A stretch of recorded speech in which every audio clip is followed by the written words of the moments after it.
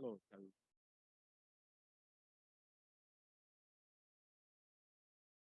Hi, Yes. okay, okay. So I'm very excited to your program. Your other I can't hear what you're saying.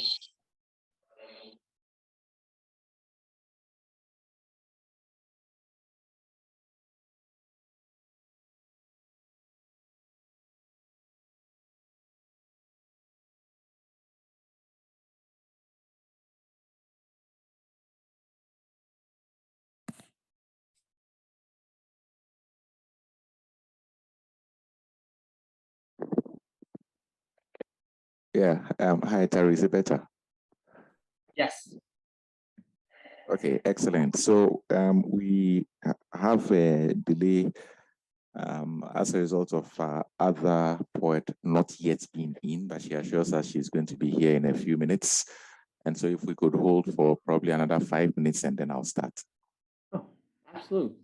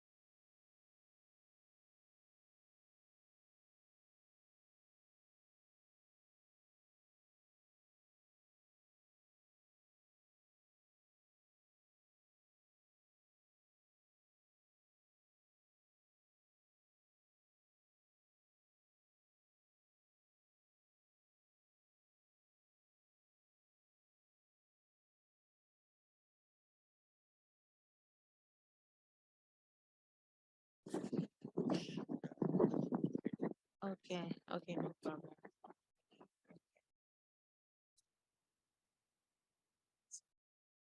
Yeah. I know, right? You can put it on my back.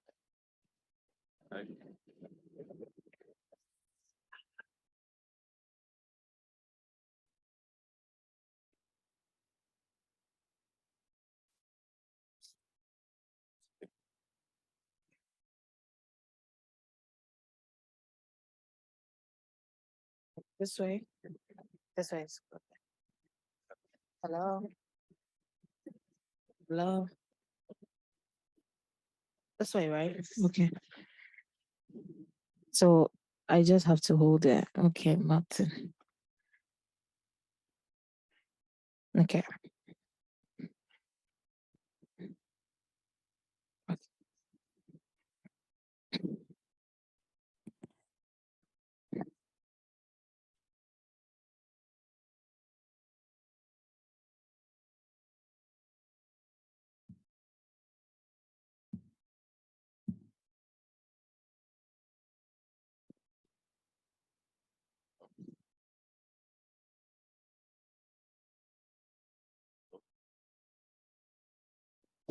Hello. Hi, Sabukie. Hi, Martin. How are you? I'm doing good. Things that are finally settled and ready to go. So, first and foremost, for those who are joining us, via the many means by which we are out in this program, I'd like to say good evening to you all. And this program is Goethe Abansoro, and Goethe Abansoro because upstairs of Goethe. And what we are doing here is called the poetry time. And usually we try and bring together two or three different poets. We give them different themes, and then they give us readings, and we have a conversation with them that is based on their readings and on their themes. And this is what we'd like this evening. And I'd like to welcome all those who are here in person, as well as those who are joining us via and also via Instagram. And I'd like to say sorry for starting a little bit later than usual, but we are going to have a good time to will forgive us. Tonight I'm joined by Sabukie Osabutey. She is a very familiar face when it comes to the spoken word poetry in Ghana. She's an artist and also a poet. Joining us also from the United States is Taru Thompson. Taru Thompson, I met just I think about 2 or 3 months ago, and I was really struck by his poetry. He's a teacher and also a poet. So welcome, Taru. Welcome. Sabukie. Thank you, Martin. And Taru, I can see you can hear us, but maybe you are muted and we can't hear you. Oh. Yes. Hello. Thank you, Martin. Yeah, okay, so it's good. We can hear you. Now. All right, so what I would like us to do is basically lay down what we'd like to talk about today. And for tonight's theme, we would like to follow the ideas of memory and remembering. And I actually took this theme because when I look at both your works, Sabukie has the book Healers Wounds, and you have Died Live Triumph. I actually find that there is some sort of real connection with the past, memory and remembering, and how this affects us in the present, and how it also could affect the choices we make for the future. So we would like to talk about memory and remembering in our work and life, and also wonder if we actually remember correctly the things that have happened in the past, and is such remembering even necessary? Do we remember things that continue to hurt us? And does this also provide opportunity for healing? And finally, we would like to think about whether we make mistakes, we are condemned in these mistakes, etc. So at this point, we would like to say that once we finish this introduction session, we'd like to make it possible for all the guests who are joining us to send in messages, and I'll let you know when to take the messages and share with our guests. And there's a microphone over here to allow who you are here to share your thoughts to the guests. Thanks. So let's start with you, Sabukie, because what Yes, I want to Martin. do is to hear from you. Give us a few comments about yourself, your writing, and more about this book, Healers. Okay, so thank you very much, Martin. My name is Sabukie Osabutey. I'm a writer. I'm a performance poet, and I'm a storyteller. I'm a single mother of 2 books.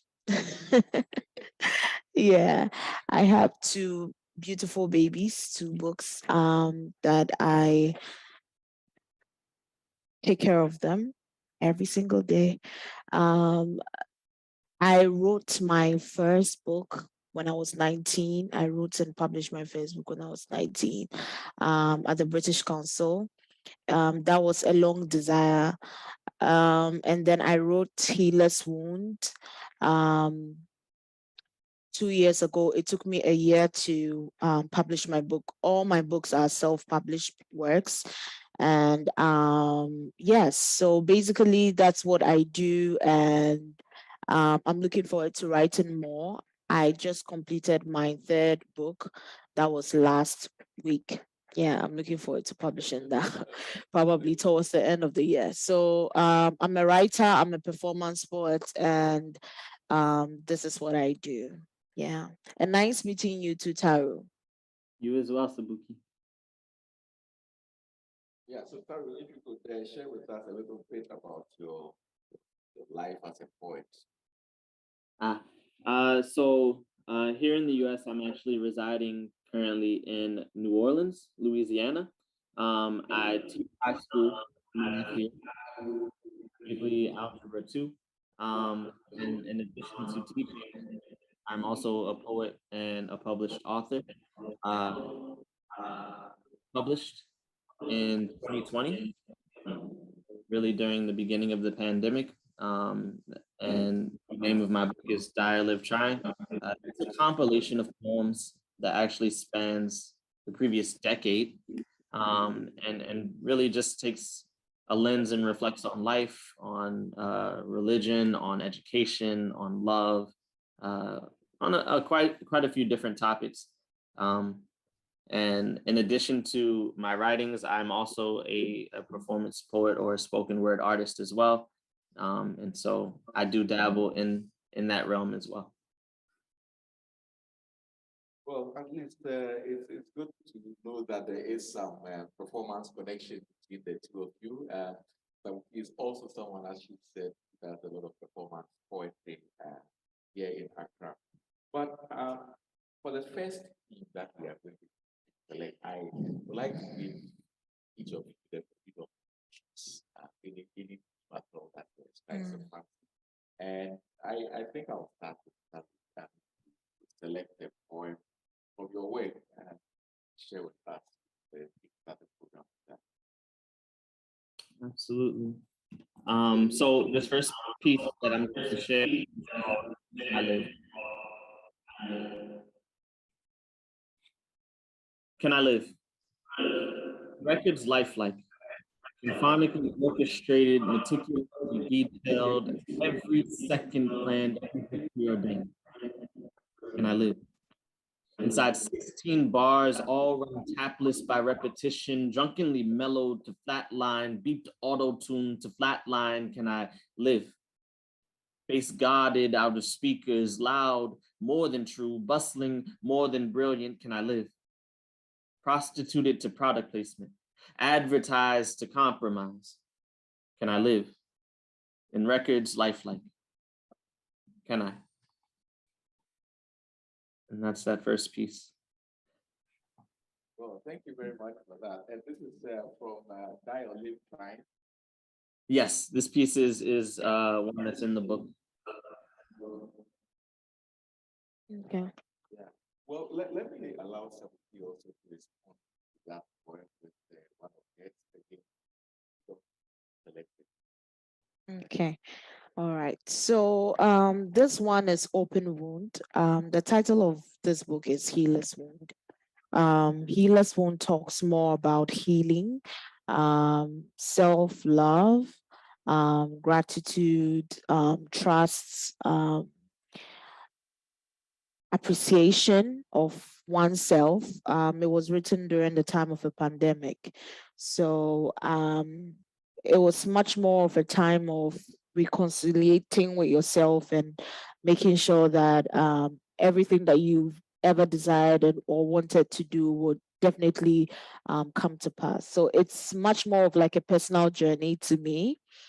And I always call it an experiment into self-love, you know. So um the book is in two phases. It's in wound and then it's in scar. So when you look at the book, it has two parts. That's wound and scar. And I've had a lot of questions about why I decided to part the book into two. But I'm going to explain that as the conversation lingers on. So the title of this book is Open Wound. Sorry, the title of this poem is Open Wound. Your heart will only heal if you have a conversation with the person who cut deep in it. Tell them about the broken mirrors they put in your heels. Tell them about the tears in the showers. Tell them about the endless self doubts. Tell them about the pound of anxiety that graced your mornings. Tell them why you don't want them anymore. Your heart is full. Tell them about the memories that trigger you to want them to stay. Tell them about how you will do better without them. Tell them you still have love wrapped around your skin and you will love again. Send this note with flowers. An open wound heals. Thank you. Okay, so two poems, and I am one of those who ask why, but but I like the idea of the scar as a sign of healing. Yes. It also is a sign that I was hurt at some. Yes. And I'm sure that we're going to explore some of it a little bit more because the scar is kind of a permanent memory. Yes, a permanent memory. Yeah. And some scars are really invisible. Yes. Yeah. So when you look at my book, I mean it has two parts. So this scar means to me an eternal painting of memories. So that's what I explained scar to mean in Healer's Wound. And then wound is a reflection of self-love. So I give both of the pages or both of the chapters different meanings. And so it's a book related to memory. You know, a lot of people have been through a lot of trials, and although they don't see that wound anymore, there's a scar that's actually not visible. So it's not every scar that is visible. A lot of people have been scarred through a lot of things that they don't want to talk about, and this spans through even it moves out of love relationships, it moves to accidents, you know, people's personal interactions with people on trauma and all of that. So when I wrote this book, actually, I've had people randomly send me messages on DM in my DMs and say to me, you know, they actually vent. So one time I had this older man through my writings, I was sharing about how people don't even know that they are hurt and they tend to hurt other people. Some people have never ever discovered healing in their entire life. So it's like they carry pain and anger and resentment, and it just indirectly it unfolds in little bits of their life, like little parts of their life. And he came and started venting about exactly what I was saying. And basically, it was childhood trauma. And this was somebody who was like very well noted as a celebrity in Ghana, quote unquote, but has never healed from a childhood trauma. And, you know, it keeps spanning up in his or her life. I think mental health and therapy is not something that is very common in Africa. So it's very difficult for people to come to that realization that, you know what, I need to take a break. I need to spend some time with myself. I need to heal from everything that I've been through. So I wrote this book from my perspective, but I realized that it meant, you know, a lot to a lot more people, especially people who have had encounters with my book. So that's why I called it Healer's Wound, because I believe healing is endless. It only turns